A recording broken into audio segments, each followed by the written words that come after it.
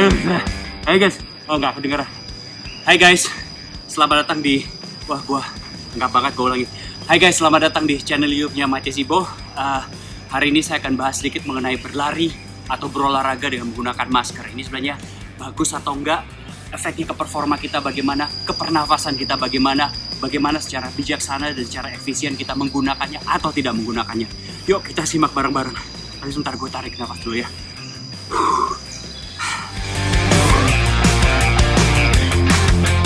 Behind closed doors, I'm a fool for your love.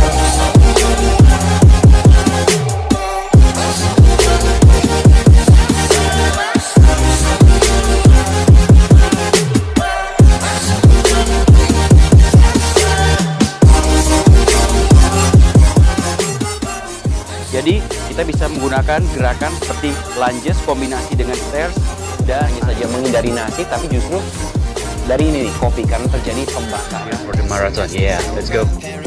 London Marathon. Chicago's waiting for job offers on the table, and she tells all her friends that's why they think we're stable. But I got plans of my own, but better with no label. And I'm loving the way that you move to my vibe and you dance.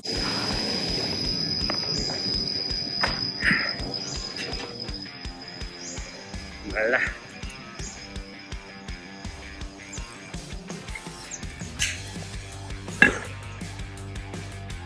Oke, yuk kita bahas berolahraga dengan menggunakan masker, oke?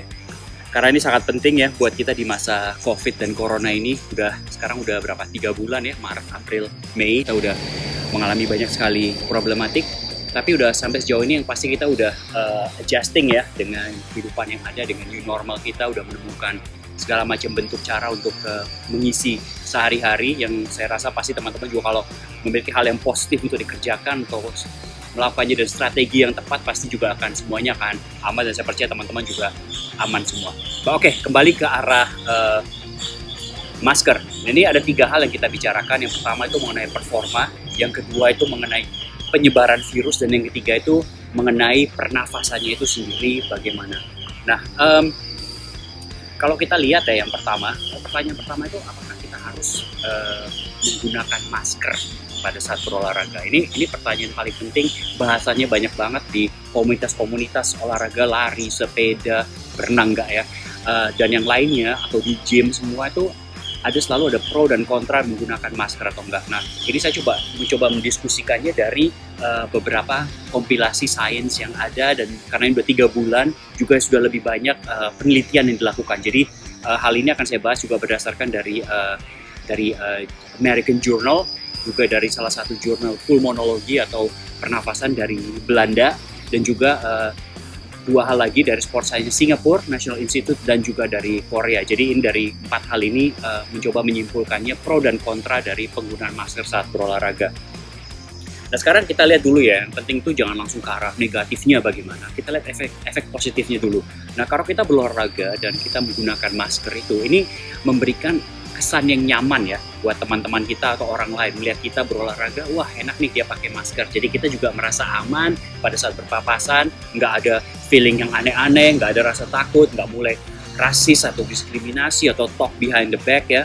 Itu memberikan rasa nyaman. Jadi psychologically itu membuat rasa yang secure seperti begitu ya. Nah, akan tetapi yang kedua, kalau kita melihat itu juga kita melihat nih kalau orang menggunakan masker, wah penyebaran virusnya nggak ada, aman. Nah di sini kita mulai nih.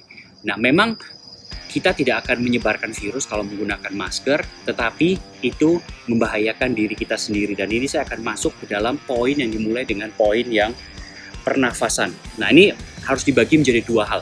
Yang pertama, kita nggak bisa pukul rata semua orang. Ada yang disebut dengan pemula dan yang sudah terbiasa melakukan olahraga. Nah pada saat mulai dengan COVID, dengan Corona, dengan karantin, dengan lockdown, apapun terminologinya, yang sudah biasa berolahraga merasa sedikit secure, merasa sedikit nyaman. Mengapa? Karena imun sistemnya ada, sudah terbentuk dari hidup aktifnya sehari-hari, kan regulasi dari WHO itu 150 menit per minggu. Jadi merasa sudah nyaman, imun sistemnya udah bagus. Nah, yang pemula baru memulai olahraga, belum pernah melakukannya, ada masalah yang lainnya dari stamina, dari fisik, dari kondisi, ketahanan tubuh, stabilitas, mobilitas, fleksibilitas, kekuatan. Itu banyak banget. Dan ketika menggunakan masker, itu tubuh belum terbiasa untuk melakukan pernafasan dengan tempo yang tinggi, dengan intensitas yang tinggi, di mana banyak sekali pernafasan membutuhkan oksigen yang masuk. Nah, sedangkan yang sudah expert lebih tahu cara mengatur pernafasannya. Akan tetapi, sebelum menggunakan masker dalam berolahraga, apapun itu ya, mau itu gym lah, mau itu HIIT lah, mau itu running lah, mau itu sepeda lah, mau itu power workout lah, mau itu paragliding lah, catur lah, atau jalan sehat lah, ada beberapa hal yang harus diperhatikan, seperti misalnya kondisi tubuhmu bagaimana, apakah ada tekanan darah rendah maupun tinggi, hipertensinya, apakah ada masalah dengan paru-paru pernafasan, misalnya asma atau bronkitis, adakah masalah dengan jantung, dengan ritme jantung, dengan apakah ada klepnya, dan semua itu harus semua diperhatikan. Nah, kemudian kalau kita menggunakan olahraga dengan menggunakan masker ini juga harus dibedakan ya. Masker ini bukan masker yang digunakan untuk high altitude training. Ada masker khusus untuk high altitude training, tapi ini desainnya khusus, di mana ada udara yang bisa keluar, udara yang bisa masuk. Jadi pergantian oksigen dan karbon dioksida-nya, O2 dan CO2-nya itu ada. Sedangkan kalau kita menggunakan masker seperti begini, saya coba copot tanpa lepas ini ya. Kalau kita menggunakan masker ini tuh nggak ada. Itu nggak ada, ini benar-benar kain, dan macam-macam masker tuh ketebalannya itu berbeda. Jadi ketika kita bernafas, kita menarik, kita menghembuskannya, kedengaran nggak? Kita menghembuskannya, itu kita menarik O2 dan kita menghembuskan CO2, terus CO2-nya kita hirup kembali. Itu yang pertama. Yang kedua, pernafasannya, oksigen itu sangat susah masuk. Jadi intake oksigennya itu sangat lambat untuk masuk dalam tubuh. Gue lepas dulu aja ya. Kita intake-nya ke dalam tubuh itu sangat sedikit. Nah, efeknya, ke pernafasan, karena intake oksigennya itu sedikit, pernafasan itu baik yang pemula maupun yang udah expert olahraga, pernafasannya itu akan cepat menjadi berat, heart rate akan cepat naik, ya. Dan itu sangat bertentangan dengan sistem olahraga yang kita selalu lakukan. Kita pengen menjaga agar pada saat berolahraga heart rate kita low, karena semakin heart rate kita low, rendah, artinya endurance kita semakin bagus, stamina kita semakin bagus, dan kita pun aman dalam berolahraga. Sedangkan kalau heart rate kita cepat sekali naik, mendekati angka maksimum, artinya tuh jantung kita tuh harus berpacu dengan cepat. Itu bisa mengakibatkan juga masalah ke arah otak segala macam ya. Nah, itu juga harus diperhatikan. Nah, yang kedua, kalau heart rate kita naik dengan tinggi, artinya tubuh kita itu membutuhkan banyak sekali oksigen dalam tubuh untuk sirkulasi darahnya. Nah, kalau kita menggunakan masker, kalau kita tutup tadi ini, di mana kita mengembuskan O2, kita menarik O2, kita mengembuskan CO2, pada saat kita menarik, CO2-nya akan lebih banyak karbon dioksida yang masuk ke dalam darah, dan kondisi itu akan membuat darah sedikit mengental, dan ketika masuk ke dalam jantung, nah di situ yang kemudian akan bisa menjadi berbahaya, misalnya bisa menjadi heart attack, bisa pingsan, bisa koma, dan seterusnya. Itu yang pertama. Yang kedua, kurangnya oksigen yang masuk ke dalam tubuh karena masker ini itu menyebabkan konversi ya dari sugar, dari gula, dan dari karbohidrat menjadi energi itu terbatas, sehingga itu juga menyebabkan kita menjadi capek berlebihan, dan kita nggak mau, karena kan kita mengkonsumsi karbohidrat untuk energi kita pada saat berolahraga, pada saat berlari. Tapi kalau itu tidak bisa dikonversi ke energi, artinya kita juga akan cepat menghabiskan saat-saat yang lain, dan itu akan bisa mengakibatkan sesuatu yang nggak baik buat tubuh.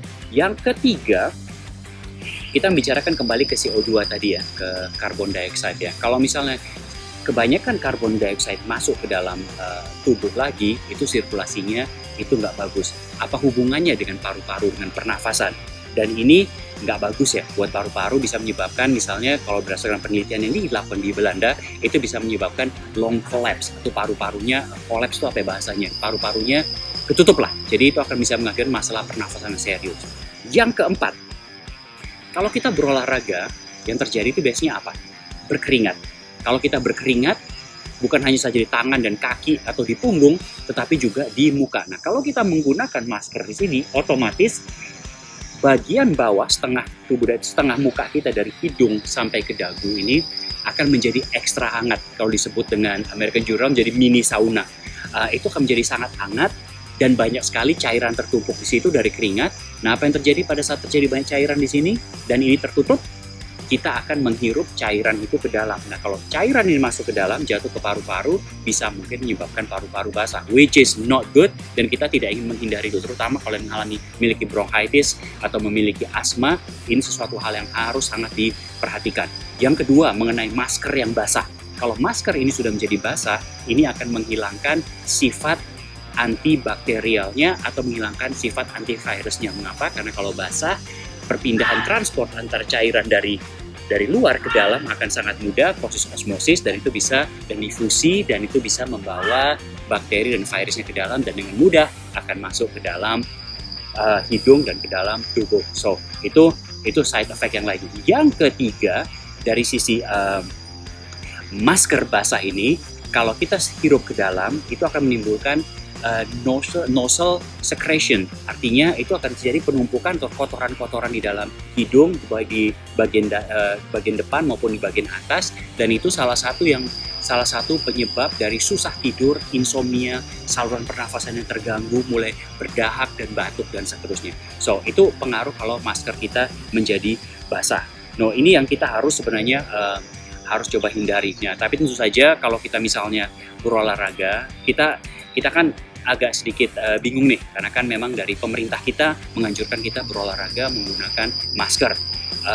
Kita ikuti aja saran mereka, kita hormati pemerintah kita ikuti mereka, tetapi kita juga harus bijaksana dalam menggunakannya. Misalnya kalau kita berlari atau berolahraga atau bersepeda bersama, nah kita jaga jaraknya ya. Ini kalau jaraknya 3-6 meter pada saat berlari, kalau bersepeda bisa jauh lebih ke arah 20 meter lagi.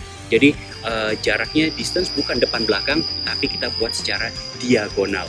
Itu yang kita lakukan, karena anjuran-anjuran itu ada. Nah, kalaupun nanti kita menggunakan masker ya, karena dalam lingkungan atau kompleks tertentu kita harus menggunakannya. Pada saat menggunakan masker, ya kita gunakan ketika kita misalnya melihat di depan tuh ada crowd, ada gerombolan, ada orang. Nah, kita ke arah mereka dan kita naikkan sedikit ke atas, kita tutup 10-20 meter, it's okay. Setelah melewati mereka, kita lepas lagi, taruh di bawah dagu, dan itu okay. Nah, kalau misalnya teman-teman merasa nggak nyaman, nah ini tips and tricksnya.